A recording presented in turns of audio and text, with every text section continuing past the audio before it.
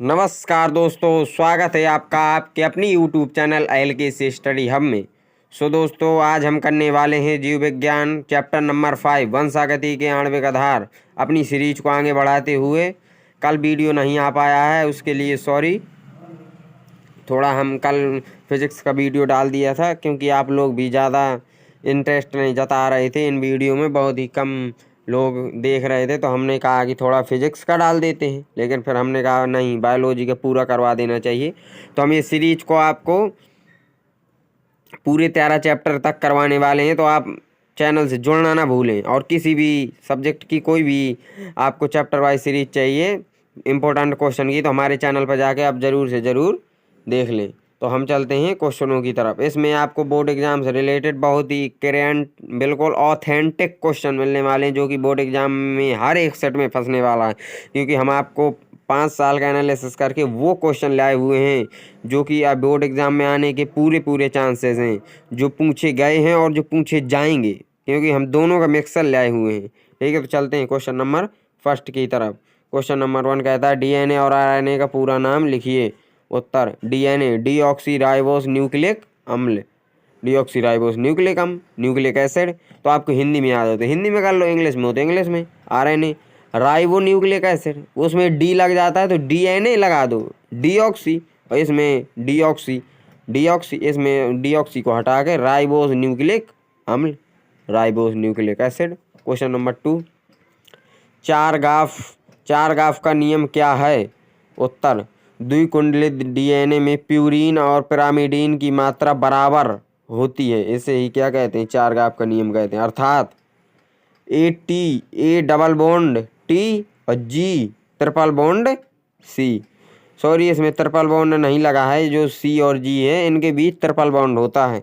क्या होता है, ट्रिपल बॉन्ड होता है। ये होता है सी ट्रिपल बॉन्ड जी, ये जी ट्रिपल बॉन्ड सी, उल्टा ये चलता है इसमें। चलते हैं क्वेश्चन नंबर अगले की तरफ। प्रारंभिक कूट और समापन कूट के नाम बताइए। अर्थात इनिटिशियन कोडान और स्टॉप कोडान का नाम लिखो। तो प्रारंभिक कोडान AUG, क्या है AUG, और समापन कोडान 3 प्रकार के होते हैं, UAA, UAG और UGA। तो हम कहीं ऐसे कह सकते हैं UAA, फिर बाद में कहेगा AG, फिर GA। तो पहले आपको सम्मान मिलेगा तो कहेगा GA AG, फिर कहेगा GA गधा, बाद में कहेगा UAA OAA। तो ये आप ट्रिक से याद कर सकते हैं। चलते हैं क्वेश्चन नंबर 4 की तरफ। न्यूक्लियोसोम में कौन सी प्रोटीन पाई जाती है। तो हिस्टोन प्रोटीन पाई जाती है। चलते हैं अगले क्वेश्चन में। क्वेश्चन नंबर 5, ओकाजाकी खंड क्या है। उत्तर प्रतिक्रिया के दौरान पश्चगामी रज्जुक पर बनने वाले डीएनए के छोटे छोटे टुकड़ों को ओकाजाकी खंड कहते हैं, जिन्हें डीएनए लाइगेज जोड़ता है। जो डीएनए लाइगेज होता है किस काम होता है, लाई लगाने के काम आता है। लाइकेज यानी पुट्टी पोतने के काम आता है, ये जोड़ने का काम करता है लाइकेज जो एंजाइम है, और जो जोड़ देता है। ठीक है, चलते हैं अगले क्वेश्चन। क्वेश्चन नंबर 6, वाटसन और क्रिक के डीएनए द्विकुंडलित मॉडल डबल हेलिक्स मॉडल का सचित्र वर्णन कीजिए।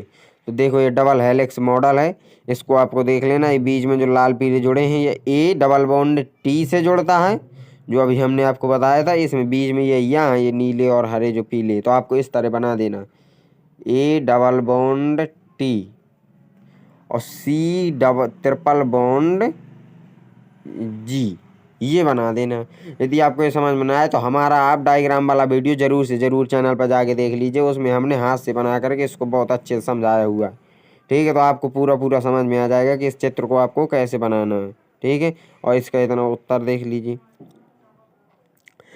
2 पॉली न्यूक्लियोटाइड श्रृंखलाएं प्रति समांतर ध्रुवता क्षारक युग्म ए डबल बॉन्ड टी और सी डबल बॉन्ड जी हाइड्रोजन बंधों से जुड़ी होती हैं। देखो, वही जो बताया वही चीज़ है। ठीक है, चलते हैं अगले क्वेश्चन की तरफ।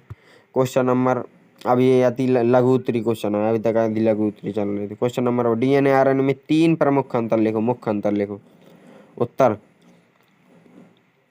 लक्षण शर्करा, डीएनए में डीऑक्सीराइबोस शर्करा पाई जाती है और आरएनए में राइबोस शर्करा पाई जाती है। क्षारक, डीएनए में थाइमिन यानी टी क्षारक पाया जाता है और आरएनए में यूरेसिल यानी यूरेसिल पाया जाता है।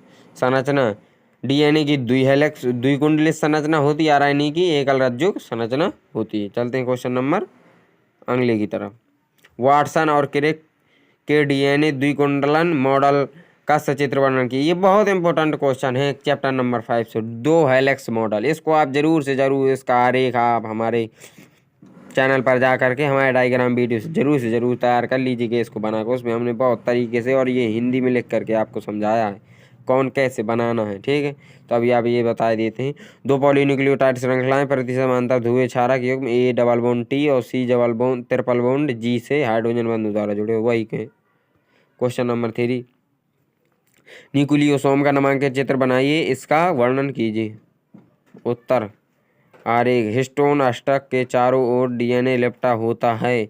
H1 हिस्टोन, जिसे H1 हिस्टोन लिंकर डीएनए से जुड़ा होता है। जो हिस्टोन H1 हिस्टोन होता है लिंकर डीएनए से जुड़ा होता है। ये जो बीच में 4 संरचना है ये हिस्टोन ऑक्टेमर है और ये जो लिपटी हुई संरचना है इसे कहते हैं व्रेप्ट डीएनए और ये जो नीली नीली लगा है इसे कहते हैं H1 हिस्टोन, ठीक है। चलते हैं अगले क्वेश्चन की तरफ। क्वेश्चन नंबर 4, हर्शे और चेज के प्रयोगों को समझाइए जिसमें सिद्ध हुआ है कि डीएनए ही आनुवंशिक पदार्थ है। उत्तर। इन्होंने बैक्टीरिया यानी जीवाणु भोजी वायरस पर प्रयोग किया। वायरस में डीएनए को रेडियोधर्मी फास्फोरस P32 और प्रोटीन को रेडियोधर्मी सल्फर S35 से चिन्हित किया। संक्रमण के बाद केवल रेडियोधर्मी डीएनए ही जीवाणु के अंदर गया, प्रोटीन बाहर रह गया। इससे सिद्ध होता है कि डीएनए ही आनुवंशिक पदार्थ है। क्वेश्चन नंबर 5, आनुवंशिक कूट के 3 विशेषताएं लिखिए। उत्तर। यह त्रिक होता है यानी 3 क्षारक मिलकर बनाते हैं। यह अमीनो अम्ल को कोड करता है, ठीक है। पॉइंट नंबर 2, यह सार्वभौमिक होता है, बैक्टीरिया से लेकर मनुष्य तक समान। तीसरा, यह अस्दिंग होता है, एक कोडान केवल एक ही अमीनो अम्ल को कोड कर सकता है। मतलब एक कोडान एक ही अमीनो अम्ल कोड करता है, एक से अधिक नहीं कर सकता। अब बृहस्पति लोग 5 नंबर में पूछे जाते हैं यूपी बोर्ड में, बहुत ही इंपॉर्टेंट है। अब इनमें आप जरूर से जरूर अच्छे से ध्यान देना है आपको। डीएनए प्रतिकृति के अर्ध संरक्षी विधि को विस्तार से समझाइए। आंसर। अवधारणा, इस विधि में प्रत्येक नए डीएनए अणु में एक लड़ी पुरानी यानी पैतृक की जो होती है और एक लड़ी नई जो संश्लेष है जिसका निर्माण हुआ होता है, उन दोनों से मिलकर बनना, ये इसकी अवधारणा है। प्रमाण, मेसलसन और स्टॉल ने ई कोलाई पर प्रयोग करे से सिद्ध किया। प्रक्रिया, हेलिकेज एंजाइम डीएनए द्विकुंडलित को खोलता है। 2 पॉइंट, दोनों अलग हुई लड़ियों सांचे यानी टेम्पलेट का कार्य करती हैं। जो दोनों लड़ियां हैं जो अलग हुई हैं वो लड़ियां सीधे का कार्य करती हैं, सांचे का कार्य करती हैं। डीएनए पॉलीमरेज एंजाइम पूरक न्यूक्लियोटाइड ATCG जोड़कर नई लड़ी बनाता है और ये आपको हमने बता दिया है कि A डबल बॉन्ड से जुड़ेगा T से और C डबल बॉन्ड से जुड़ेगा G से, ये G ट्रिपल बॉन्ड से जुड़ेगा C से जोड़कर नई लड़ियां बनाता है। परिणाम, 2 समान डीएनए अणु बनते हैं जिनमें एक पुरानी लड़ी होती है और एक नई लड़ी होती है। चलते हैं अगले क्वेश्चन की तरफ। क्वेश्चन नंबर 2, अनुलेखन प्रक्रिया का वर्णन कीजिए जीवाणु या प्रोबैक्टीरियम इन दो में आपको बताना है। तो परिभाषा, डीएनए से आनुवंशिक सूचनाओं को आरएनए में स्थानांतरित किया जाता है। जो डीएनए होता है वो सूचनाओं को आरएनए में स्थानांतरित करता है और जो मुख्य एंजाइम होता है डीएनए वो निर्भर होता है आरएनए पॉलीमरेज में। किस में निर्भर होता है? निर्भर होता है आरएनए पॉलीमरेज में। प्रक्रिया के चरण, प्रारंभन आरएनए पॉलीमरेज सिग्मा कारक के साथ मिलकर उन्नयक स्थल पर जुड़ता है और अनुलेख शुरू करता है। दीर्घीकरण आरएनए पॉलीमरेज न्यूक्लियोसाइड हाइड्रोफॉस्फेट का उपयोग करके 5 से 3 दिशा में आरएनए लड़ी को लंबा करता है। कौन? न्यूक्लियोसाइड। और समापन कौन करेगा? जब आरएनए पॉलीमरेज समापक स्थल पर पहुंचता है तो रो कारक, जो ये रो होता है, रो कारक से जुड़कर अलग हो जाता है और नवनिर्मित आरएनए भी अलग हो जाता है। और जो नया निर्मित आरएनए होता है, जो अलग से बनता है आरएनए, वो भी साथ में अलग होगा और सिग्मा कारक भी से जुड़ करके अलग हो जाएगा और नया कारक भी जो नया बना होगा वो भी अलग हो जाएगा। ठीक है, ये उसका मतलब कंक्लूजन समापन में। चलते हैं अगले क्वेश्चन की तरफ। लैक ओपेरेन मॉडल का सचित्र वर्णन कीजिए। खोजकर्ता जैकब और मोनोड 1961 में किया। अवधारणा इकोलाई में लैक्टोज चयापचय को नियंत्रित करने वाले जीन समूह। और आरेख देख सकते हैं हम, आपको थोड़ा साइज बड़ा करते हैं आरेख का तो आपको ज़्यादा क्लियर होगा। तो आप ये शायद देख सकते हैं, ये है प्रोमोटर, ये है इनहेरिटेड जिगन, ये है operator, O for operator, G Y और ए, ये है स्ट्रक्चर जीन्स, और ये जो यहाँ से जुड़े होते हैं रिफ्रेशर। यदि ये आपको बनाया हाथ से बना करके हमने जो डायग्राम कराया उसमें भी इसको हमने करवाया हुआ है, तो आप हमारे चैनल पर जा करके ज़रूर से ज़रूर आपको वीडियो देखना। आपने यदि डायग्राम की वीडियो देख ली तो ये समझ लीजिए कि बायोलॉजी में आपके 70 में से 35 या 40 नंबर फिक्स हैं, क्योंकि डायग्राम से बहुत क्वेश्चन पूछा जाता है। और यदि आपने डायग्राम यार एक बना दिया तो पूरे जितने नंबर का क्वेश्चन होगा उतना मिलना पूरा अनिवार्य है, क्योंकि वो फिर काट ही नहीं सकता किस चीज़ का। आपने कुछ टूटा फूटा लिख दिया बना के उसी चित्र के अकॉर्डिंग, और चित्र को याद कर लिया और चित्र की चीज़ें ही पॉइंट बना करके लिख दी, बुलेट पॉइंट बना के लिखना, ये ध्यान रखना बस, तो आपको पूरा नंबर दे के जाएगा, चाहे वो 5 नंबर का हो चाहे 3 नंबर। तो आपको यदि और वहाँ से समझ लेना और अच्छे से बना करके देख लेना। ये आरएनए पॉलीमरेज होता है, एमआरएनए और आरएनए, यहाँ से ऑपरेटिंग होती है, यहाँ से टूटता है, यहाँ से चालू बंद होता है। ठीक है, चलते हैं क्वेश्चन के आंसर की तरफ। कार्य प्रणाली क्या है इसकी? तो कार्य प्रणाली कहती है नंबर 1, लैक्टोज उपस्थित दमनकारी प्रोटीन ओ से जुड़कर अनुलेखन रोकता। ओ मतलब ऑपरेटर से जुड़कर अनुलेखन रोकता है। पॉइंट नंबर 2, लैक्टोज उपस्थित लैक्टोज दमनकारी से जुड़कर उसे निर्दिष्ट करता है। आरएनए पॉलीमरेज पी से जुड़कर, पी मतलब प्रमोटर से जुड़कर रचनात्मक जीनों का अनुलेखन करता है, जिसमें बीटा एन गैलेक्टोसिडेज, फॉर्मीएज और ट्रांसएसिटाइलेज एंजाइम बनते हैं। चलते हैं क्वेश्चन नंबर अगले की तरफ। कह रहा है डीएनए फिंगरप्रिंटिंग क्या है, इसकी प्रक्रिया का उपयोगिता लिखिए। इसकी प्रक्रिया और उपयोगिता लिखिए। परिभाषा: वह तकनीकी जिसमें व्यक्ति के डीएनए के विशिष्ट दोहरावदार अनुक्रमों के आधार पर उसकी पहचान की जाती है। खोजकर्ता कौन है? एलेक जेफरीज हैं। कौन है खोजकर्ता? Alec Jeffreys. प्रक्रिया: डीएनए विलगन, कोशिका से डीएनए का निकलना, पाचन, प्रतिबंधन एंजाइम से डीएनए को काटना, पृथक्करण, जेल इलेक्ट्रोफोरेसिस द्वारा डीएनए के टुकड़ों को अलग करना, प्लॉटिंग टुकड़ों को नायलॉन झिल्ली पर स्थानांतरित करना, सर्टन ब्लोडिंग, संस्करण, रेडियोधर्मी प्रोब VNTR से संक्रमण, ऑटोरेडियोग्राफी, एक्सरे फिल्म पर पैटर्न प्राप्त करना। उपयोगिता क्या है? फोरेंसिस विज्ञान में अपराध की पहचान, वित्त परीक्षण में, टेस्ट में, जैव विकास और जनसंख्या आनुवांशिकी के अध्ययन में।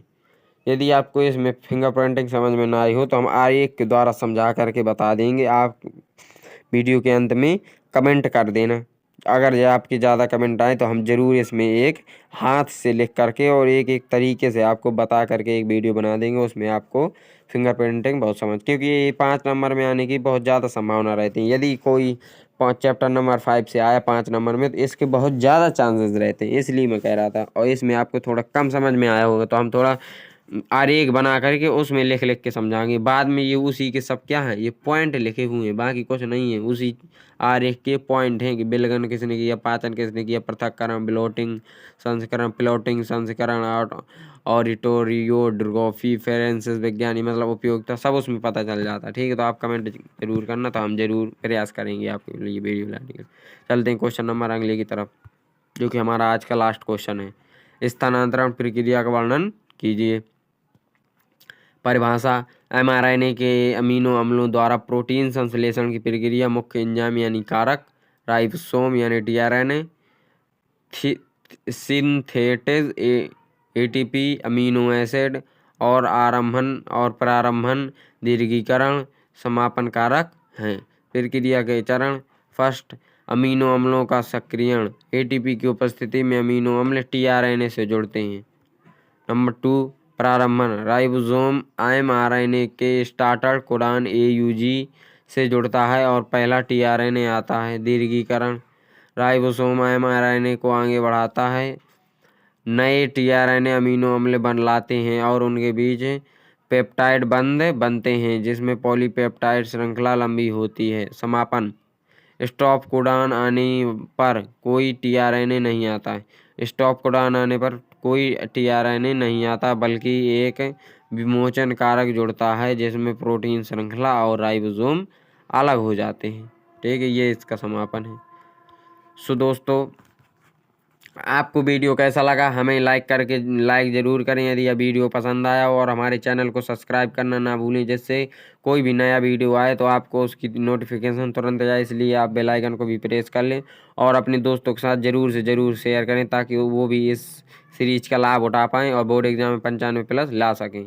तो हम मिलेंगे किसी नेक्स्ट वीडियो में। आप कमेंट में ये सवाल का जवाब देना मत भूलना, आपको पसंदीदा अध्याय कौन सा है बायोलॉजी में। 13 चैप्टर में से आपको बताना है, और आपको हर एक सीरीज हमारे चैनल पर मिल जाएगी। इम्पोर्टेंट क्वेश्चन, इम्पोर्टेंट फार्मूले, इम्पोर्टेंट डायग्राम फिजिक्स के, और हिंदी इंग्लिश कोई भी, तो आप जा कर के ज़रूर से ज़रूर एक बार चेक करें। और आप केवल इतना ही पढ़ लीजिए, हम वो ओरिएंटेड कंटेंट ले आते हैं हर एक सब्जेक्ट का, कि आपने केवल इतना ही पढ़ लिया तो ये समझ लीजिए कि आपके 95+ आने से कोई नहीं रोक सकता। ठीक है, तो आप ज़रूर जा कर के एक बार देखिएगा और अपने दोस्तों के साथ शेयर करना ना भूलिएगा। मिलेंगे किसी नेक्स्ट टॉपिक में नेक्स्ट वीडियो के साथ। जब तक के लिए जय Hind. Thank you so much.